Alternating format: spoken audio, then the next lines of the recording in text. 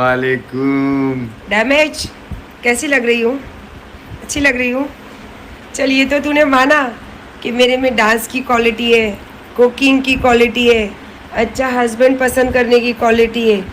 और दूसरी बात, ये ब्याज क्या होता है?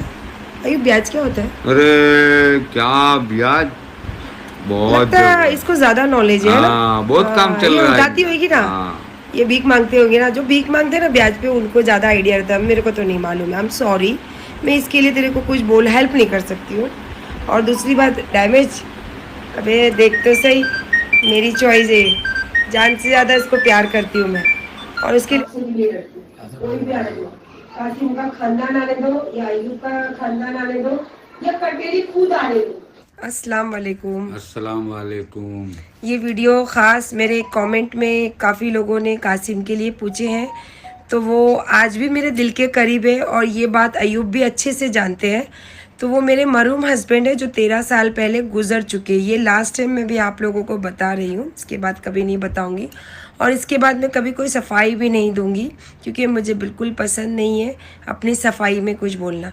जो है वो दुनिया देखती है, जो मैं हूँ वो मैं जानती हूँ, ठीक है।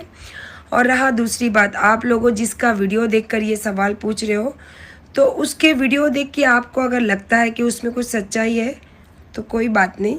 और अगर मेरी बात देखकर आपको लगता है कि मेरी बात में कुछ सच्चाई है, तो मैं जानती हूँ कि आप मुझे बहुत पसंद करते हो, तो आप समझ ही जाओगे कि क्या सच्चाई है और क्या बुराई है। अस्सलामु अलैकुम व रहमतुल्लाहि व बरकातुहू। मैं हूँ आपके मेज़बान नाजिश खान और आप देख रहे हैं अपना चैनल नून नायाब ब्लॉगर। जी हाँ, मैंने अपने चैनल का जो है वो नाम चेंज कर दिया है। और जैसे कि आपको मैंने क्लिप में दिखाया है कि जिस बात को टिकटॉक के ज़माने में मरियम शेख चीख चीख कर कह रही थी और पब्लिक उस बात को सच नहीं मान रही थी, जैसा कि आपने सुना है कि ये मोहतरमा भी कह रही हैं कि ब्याज क्या होता है, फिर जब ब्याज की इन्हें पता ही नहीं और ये ब्याज के बारे में जानती ही नहीं। जैसा कि मैंने कहा था कि मैडम जी, ब्याज जो है सूद खाने को कहते हैं, पर शायद हमारी चमकीली खाला इस बात को नहीं जानती हैं। और वो तो ब्याज के बारे में कोई भी गणित या कोई भी ABCD नहीं जानती हैं, तो फिर आज वो इस बात का इकरार कैसे भर रही हैं कि हाँ, मैं पहले ब्याज का धंधा करती थी और ब्याज का धंधा करने के लिए मुझे 2-4 आदमियों की भी जरूरत पड़ती थी। जाने अनजाने में ही सही, जिस तरह से ये कहती हैं कि सच उनकी जबान से बाहर आ रहा है, जैसे कि ये सम्मू सिस्टर को ब्लेम करती हैं और कहती हैं कि शुक्र है मेरी बात को तुमने ही जाहिर कर दिया। तो आज देखिए अल्लाह का इंसाफ कि जिस बात के लिए ये मरियम शेख को झुठलाती थी, आज उसी बात का इकरार अपनी जबानी भर रही है ऑन द कैमरा। कल तो ये मना करती थी कि मैं ब्याज के बारे में जानती भी नहीं हूँ, और आज देखिए कि ये खुद पुकार कर कह रही है कि हाँ, मैं ब्याज को जानती हूँ। और इंशाअल्लाह एक दिन ऐसा भी होगा जो जीनत और मुमताज हैं उनके बारे में भी ये अपनी ही जबान से बताएंगी। बेशक आज ये इस बात को झुठला रही हैं, मना कर रही हैं। और जो कासिम सत्तानी साहब जिंदा हैं, जो कि अभी तक भी क्लियर नहीं हो सका है, पर देखिए 3 साल पहले से ही ये अपने शौहर को मरहूम बताती हैं और ये उनकी मरहूम बेबा बनती थी जब ये अयूब शेख साहब के निकाह में थी।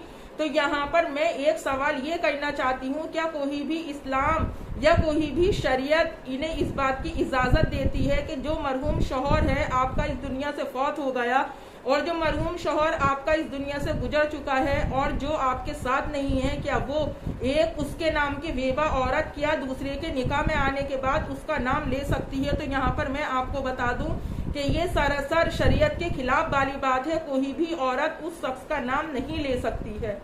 और अभी तो चमकीली खाला आप इंतजार करिए, क्योंकि सम्मो सिस्टर अभी आपके और राजों से पर्दा उठाने वाली हैं। अभी तो वो वाली बात हुई है कि जैसे कि सम्मो सिस्टर ने कहा उठ जाओ तो आप उठ गई, सम्मो सिस्टर ने कहा बैठ जाओ तो आप फौरन बैठ गई, सम्मो सिस्टर ने कहा कि निकाह नामा दिखाओ तो आप फेक निकाह नामा ले आई, सम्मो सिस्टर ने कहा कि आपका लड़का तरावी पढ़ने के लिए पब में गया था तो आपने उस पर पूरी डेफिनेशन दे दी, सारी बातें कर दी, सारे मसले सुलझा दिए। सम्मो सिस्टर ने कहा कि अब चुप हो जाओ तो आप वहीं पर थम गई और अब आपने बोलने से मना कर दिया। वो एक अलग बात है कि 365 दफा अपने ब्लॉग के टाइम पर आप इस बात को दोहराना नहीं भूली हैं लोगों की संपत्ति के लिए कि वो मेरी पिछली जिंदगी थी, ये मुझे भुलाने में टाइम लगेगा।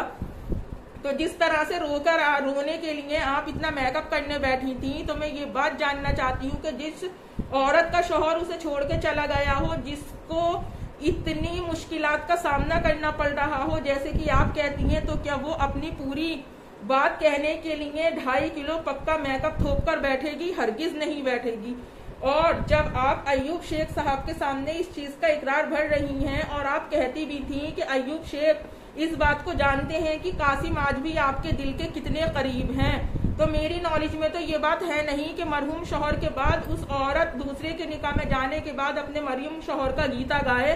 पर मैं यहाँ पर आपसे एक सवाल करना चाहती हूँ कि जब आप उनके नाम की बेवा थी, वो आपके दिल के इतने करीब थे, तो आपने अय्यूब शेख को अपनी झूठी शादी में क्यों फंसाया? क्यों आपने उनकी पहली बीवी की, उनके बच्चों की जिंदगी को बर्बाद किया? क्या फिर आपका ये जो है एक नाटक ही है कि आप हमेशा शादीशुदा मर्दों को फंसाती हैं ताकि वो आपके जाल में फंस जाएं, और फंसने के बाद में जब वो आपको छोड़कर जाने के लिए कहें तो आप उन्हें उनकी फैमिली की धमकी दें। जिस तरह से आपने अय्यूब शेख को चुप कराकर बैठा दिया कि अगर तुम मेरे अगेंस्ट बोले तो मैं तुम्हारी पिछली फैमिली पर केस कर दूंगी, तो ये बात कहते हुए आपको शर्म नहीं आती? क्या अय्यूब शेख की पिछली फैमिली आपके निकाह में शरीक थी? क्या अय्यूब शेख का कोई बच्चा आपके निकाह में शरीक था? जिस तरह से सम्मो सिस्टर अपने आज वालिद को खो चुकी हैं, वो भी आपकी ही वजह से, और आप इस बात को सरासर झुटला रही हैं। तो इंशाअल्लाह एक दिन सम्मो सिस्टर इस रात से भी पर्दा उठाएंगी और पब्लिक जो ये कहती है कि कासिम सत्तानी जिंदा है या नहीं, इस बात का सबूत पेश करो। तो जब आपको सम्मो सिस्टर ने इतने सबूत पेश कर दिए और आपने उन पर भी सवाल उठाए, उन पर भी मुद्दे उठाए, तो हम ये बात कैसे जान लें कि अगर हम कासिम सत्तानी साहब को जिंदा होने का प्रूफ पेश कर देंगे तो आप हमारी बात का यकीन करेंगे?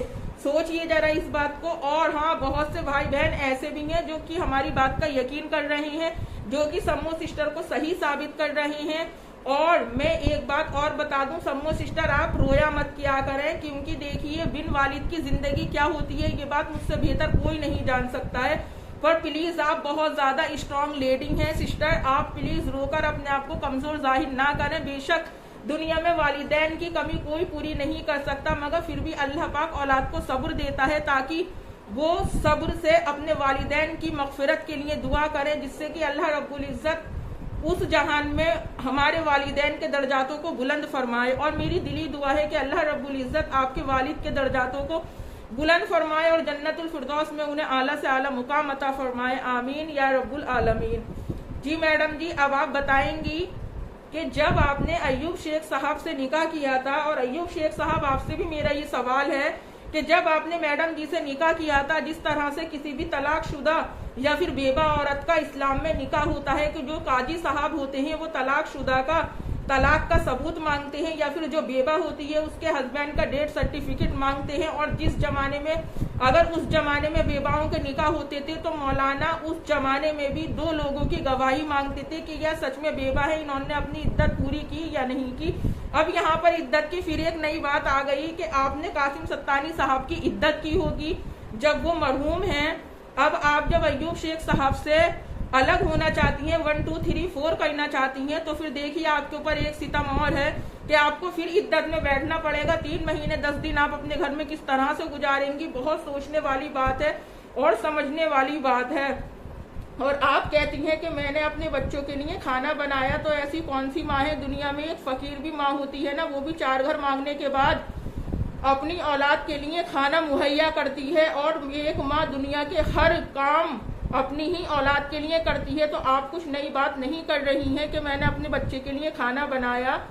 और हाँ, जब आपने फिर अय्यूब शेख साहब, जब आपने इनसे निकाह किया, आप इनके निकाह में आए, वो चाहे किसी भी तरह से आए, तो क्या आपने मैडम जी से कोई सबूत मांगा इनके तलाकशुदा होने का या फिर इनके विडो होने का? आपने इनसे कोई सबूत मांगा, या फिर आप पर इश्क का बुखार कुछ ज्यादा ही चल रहा था जो आप इनके झांसे में फंस गए? कम से कम इनके झांसे में आने से पहले, इनके झांसे में फंसने से पहले, कम से कम अगर रिश्ता जोड़ ही रहे थे तो फिर खानदान और नस्ल और सारी बात, पूरा बैकग्राउंड चेक करते, उसके बाद आप इनके निकाह में जाते। देखिए, इज्जतदार इंसान के साथ उठोगे बैठोगे तो हमेशा इज्जतदार कहलाओगे। और आगे आप खुद समझदार हैं अय्यूब शेख साहब, आज आपने अपनी जिंदगी तो खराब की ही की, कहीं ना कहीं आपके पिछले बीवी बच्चों की भी जिंदगी खराब हुई, जो गुनहगार ना होते हुए भी आज आपकी, अगर आप इनके खिलाफ कुछ भी सच बोलोगे, ये आपके खिलाफ केस फाइल करेंगी। जबकि ये चीख चीख कर कहती थी कि अमीना आपा को मेरे दिल से, मेरी जिंदगी से कोई अलग नहीं करता था। पर देखिए, आज की बात देख लीजिए, ये आप पर केस करने का बात तो कहती हैं, पहले आपको आपकी फैमिली की धमकी देती हैं सिर्फ आपके एक गलत फैसले से।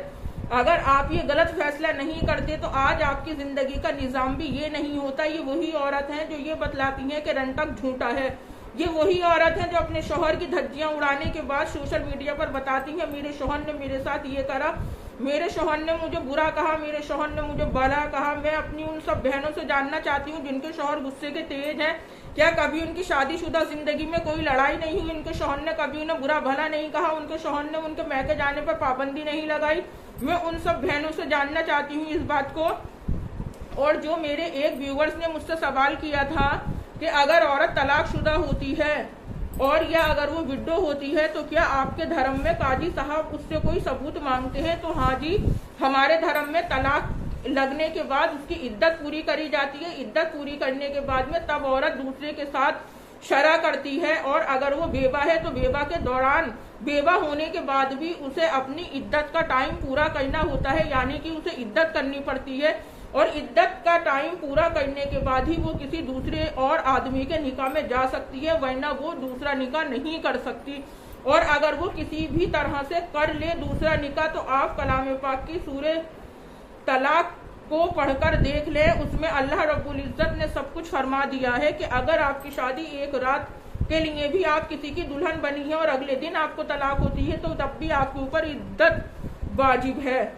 तो फिर मैं इनसे जानना चाहती हूँ, जब कासिम सत्तानी साहब मरहूम हैं तो क्या इन्होंने इनकी इद्दत की थी या फिर ये ऐसे ही जीन्स और टॉप पहनकर घूमती रही थी?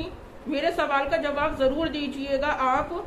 और चलिए, अब मैं आगे कुछ नहीं कहती हूँ। वैसे तो मुझे बहुत कुछ कहना था पर मैं अब आगे कुछ भी नहीं कहती हूँ। और बैड कमेंट्स करने वालों, आपको छूट है, दिल खोलकर करें बैड कमेंट्स, क्योंकि हमें कोई फर्क पड़ नहीं रहा आपकी राय से। क्योंकि अगर 10% लोग बैड कमेंट्स करते हैं तो 90% लोग अच्छे कमेंट्स भी करते हैं। जिसे पसंद आती है वो लाइक जरूर करें, नहीं पसंद आए तो डिसलाइक करें। नेक्स्ट वीडियो में आप सबसे मुलाकात होगी, तब तक के लिए अल्लाह हाफिज।